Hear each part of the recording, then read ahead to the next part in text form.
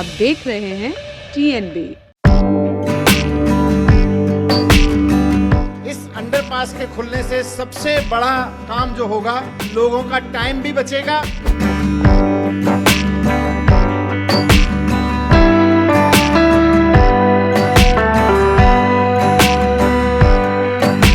साढ़े 1500 लीटर तेल रोजाना इस पे बेकार फूक जाता था।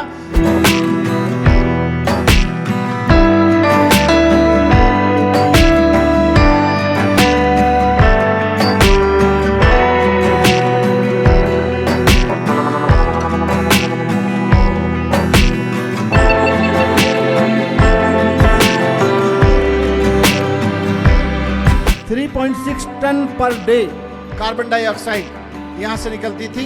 उसका भी फायदा यहाँ के लोगों को और हम सबको मिलेगा, पॉल्यूशन के पॉइंट ऑफ व्यू से मिलेगा। नमस्कार, आप देख रहे हैं TNB। मैं हूँ आपके साथ निशा लखवाल। इस वक्त हम लोग आश्रम एरिया में मौजूद हैं और मेरे पीछे इस समय आप जो देख रहे हैं वो है आश्रम अंडरपास। जी हाँ, ये वही आश्रम है जिसका आज से 1 महीना पहले उद्घाटन हुआ था और मनीष सिसोदिया ने खुद कहा था कि इस अंडरपास के खुलने से लोगों का समय भी बचेगा और ईंधन की भी बचत होगी और इसी के साथ ही दिल्ली वासियों को ट्रैफिक से निजात मिलेगी। अब इसमें क्या कुछ खूबियां हैं इस अंडरपास में, किन सुविधाओं के साथ इस अंडरपास को बनाया गया है, ये तो आप जानते ही हैं। लेकिन 1 महीने बाद इस अंडरपास का क्या हाल है, जनता को कितनी अच्छी सुविधा इसकी मिल रही है, ये हम जानेंगे। लेकिन उससे पहले सुनिए मनीष सिसोदिया की ये स्पीच, जब उन्होंने इस अंडरपास का उद्घाटन किया था। उसके बाद उन्होंने क्या कुछ फायदे इस अंडरपास के गिनवाए थे, आइए सुनते हैं।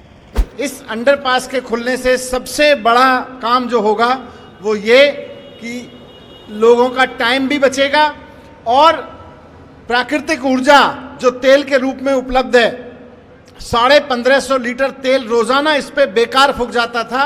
यहाँ पैसा लगा के आज ये रास्ता खुल गया तो इसके बाद आपका वो 1550 लीटर तेल भी बच जाएगा और साथ साथ जो 3601 किलोग्राम कार्बन डाइऑक्साइड रोजाना निकलती थी यहाँ से, वो भी बच जाएगी।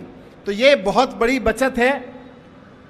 3.6 ton per day carbon dioxide यहाँ से निकलती थी।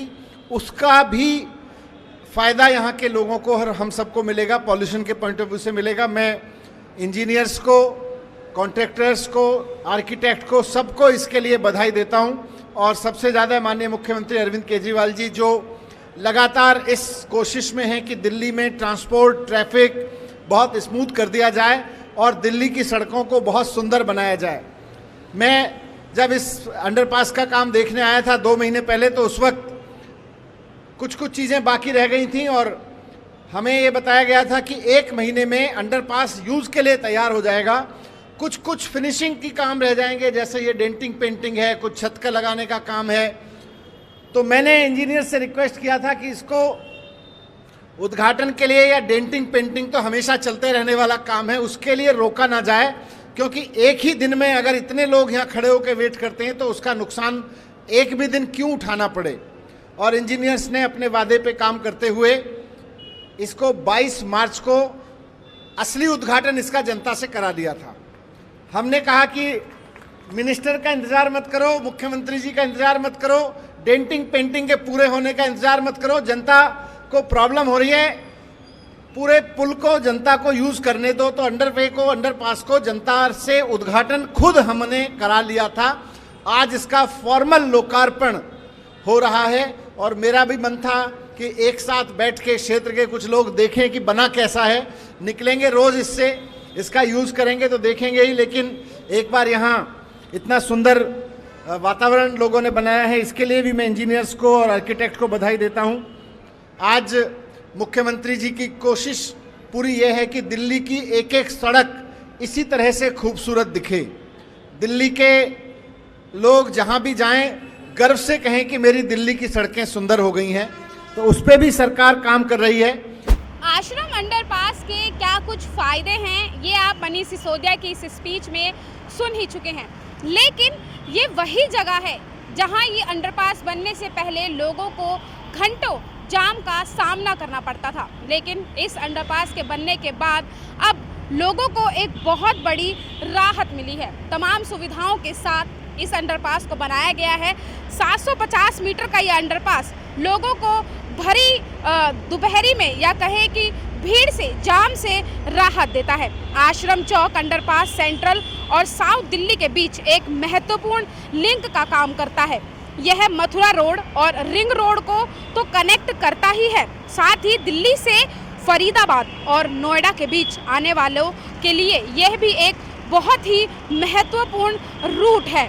अग्रम चौक की गिनती दिल्ली के व्यस्तम चौराहों में की जाती है, जहां से प्रतिदिन 2.5 से 3 लाख गाड़ियां गुजरती हैं। तो आप अंदाज़ा ही लगा सकते हैं कि आखिर इतनी ज़्यादा संख्या में जहां से गाड़ी गुजरेगी वहां से जो है जाम लगना लाजमी ही है। खैर ये तो अलग बात है, लेकिन अब इस अंडरपास का उद्घाटन कर दिया गया है।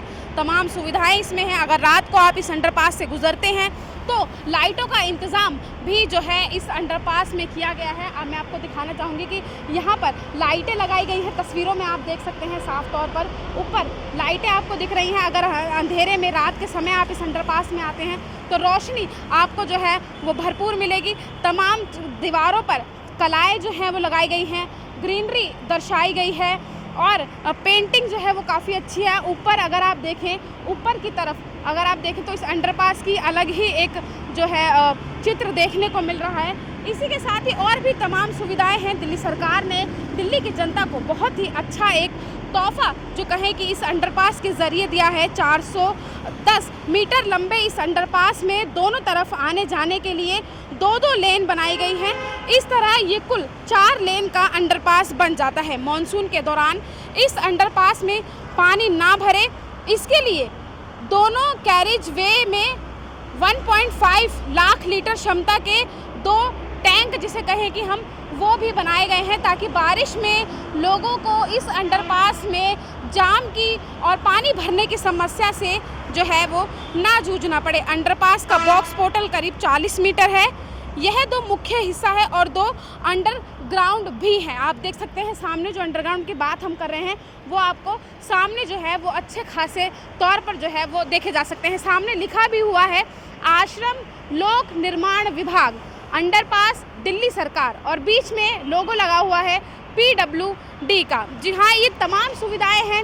लोग यहाँ से आ रहे हैं, आप देख सकते हैं दोनों ही सड़कें जो हैं दोनों ही तरफ लोग यहाँ पर आ रहे हैं और अच्छे खासे खुले रोड तौर पर ये रोड जो है वो देखा जा सकता है।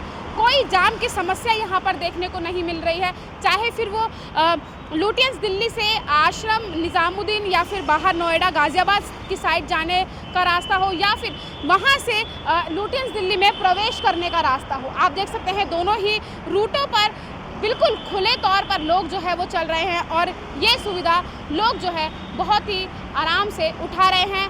समय की लोगों की बचत हो रही है, ईंधन के लोगों की बचत हो रही है।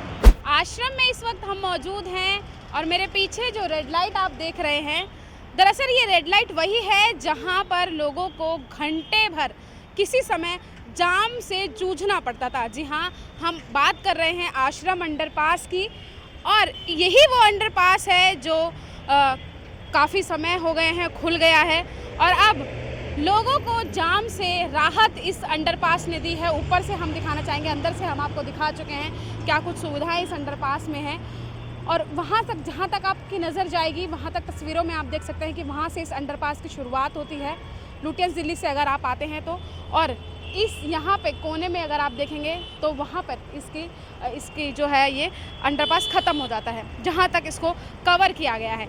लेकिन अब एक बड़ा जो है सवाल एक अब यही उठता है कि तमाम सुविधाएं इसमें हैं, तमाम तरीके की चीज़ें इसमें हैं, अब लोगों को राहत भी इससे मिलने लगी है।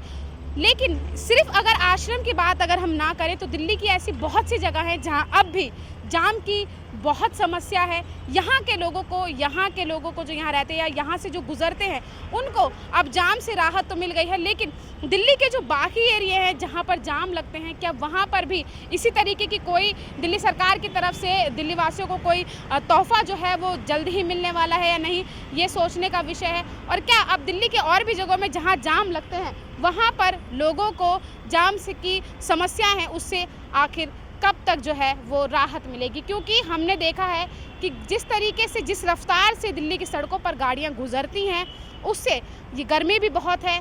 जाहिर सी बात है, अगर जाम लगेगा तो लोगों को गर्मी से भी दो चार होना पड़ेगा। लेकिन ये तो रही इस आश्रम की बात। हमने इस आश्रम की आपको खूबियाँ दिखाई हैं। अगर आप ये वीडियो देख रहे हैं और आप यहाँ से आते हैं, यहाँ से आना जाना आपका रोज़ का रहता है, तो आप हमें बताइएगा कि पहले इस रूट का क्या हाल था और अब अंडरपास बनने के बाद किस तरीके की सुविधाएं लोगों को मिली हैं और कितनी आसानी इस रोड पर गाड़ी चलाने वालों को हुई है। कैमरा पर्सन शुभम सिन्हा के साथ मैं निशा लखवाल, TNB न्यूज़, दिल्ली। हमारे ताज़ा अपडेट्स पाने के लिए चैनल को सब्सक्राइब करें, बेल आइकन प्रेस करें, वीडियो को लाइक और शेयर करना ना भूलें।